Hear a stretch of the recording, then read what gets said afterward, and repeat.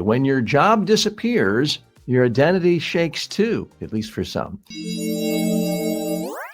Job loss doesn't just destroy income, it can break your sense of self. The timeshare stories of Americans facing long-term unemployment today. One woman they profiled named Belinda, age 58, describes her job search as something that has smashed her ego to bits. Jeff LaRue, laid off nearly a year ago, says, quote, "I'm totally demoralized. I honestly have no idea how I'm getting the energy to do this again." Experts say the emotional fallout of unemployment deserves the same seriousness as a major breakup. Naming the feelings out loud can reduce shame. Reframing the experience, recognizing the forces of the economy, age discrimination, and mass layoffs can prevent self-blame. And building a support circle, whether through therapy, community groups, or even a simple Discord chat with former coworkers, can make the difference between despair and endurance. Unemployment isn't a personal failure. It's a moment that demands connection, perspective, and compassion. That's the sentiment, at least of many, and of this Times columnist who dealt with this issue today. What's the real message here? You're going to be unemployed at some point in your life. The chances are great. And you got to decide right now, how do you want to react? Do you want to feel sorry for yourself, get depressed, hide in the couch, talk about how unfair life is? And it can be unfair. Or do you want to do something about it? The best way to get out of your funk, to get out of depression, is to actively spend every minute of the day job hunting. And I don't just mean sending out resumes and emails. I mean going out and meeting people, talking to people, connecting with people in your industry, going to meetups, going to industry events, and contacting anyone you've ever met asking for leads. Let's go a little bit deeper here. I shared with you this opinion from the Times columnist they quoted sociologist O.F. Sharon talking about the emotional fallout.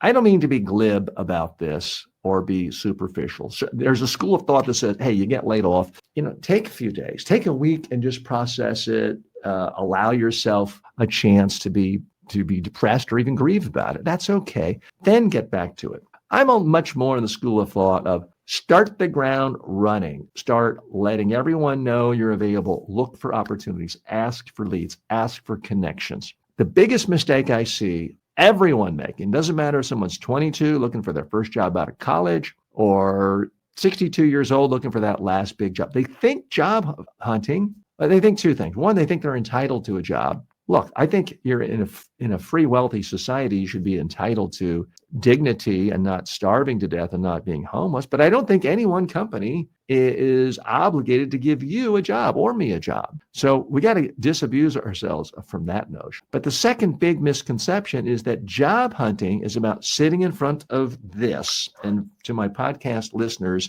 you're not seeing, I'm holding up a keyboard. People who think job hunting is sitting in front of a keyboard typing click send of emails and resumes, that's like 2% of what you should be doing. You need to be calling, not texting, calling people, calling friends, calling people you went to high school with or college with, letting them know what you're looking for, asking for leads. It needs to be calling companies you would like to work with. It means going out and having lunch with people. It means getting together for coffee with someone you did work with 3 years ago who maybe worked for you at that point. Maybe it was your assistant. Stay in touch with people. Have physical meetings with people. So I'm going to be candid with you. I've never been laid off. Hang on. There's a part 2 to this story. But I've been fired many times in my life. It wasn't because the company was doing poorly. It was because they said, TJ, we don't like you anymore. We don't need you around here. Please leave. That's happened to me many times. Not in the last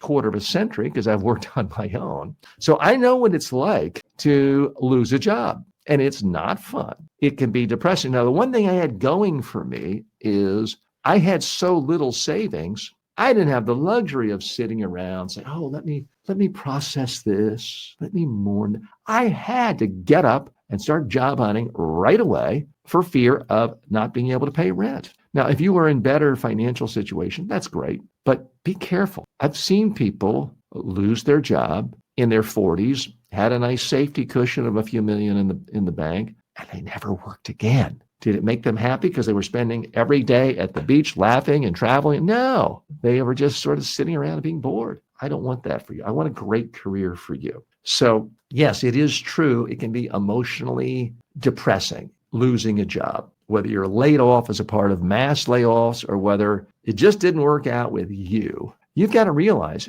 I disagree with the findings of this sociologist. I do think sometimes you have to recognize I did fail. There have been times in my own career where I did fail. I wasn't the right person for the job. I didn't like the job and it wasn't a good fit. It wasn't a culture fit. I didn't like the people. They didn't like me. It was frankly better for everyone that I was fired. In fact, I guess it was the last real job I had. I worked at a PR firm for 1 week. And after 1 week, I think it was obvious to everyone. I didn't like them. They didn't like me. It wasn't a good fit. And the head of the company said, well, TJ, you know what? It's been a great week. Thanks. Today's your last day. And I said, okay, thanks. And I walked out and I started my own business the next day. And I won't kid you, it was rough the first year. I made far less than what's considered the poverty income, even at the time 25 years ago. But then things took off for me in the next year. Now, you might not ever want to be the owner of your own business, or you might not want to have a freelance practice. That's okay. But ultimately, you and I have the same thing. We have our insights, our intelligence, our time, our work to sell, whether you're selling it to one company and taking a job,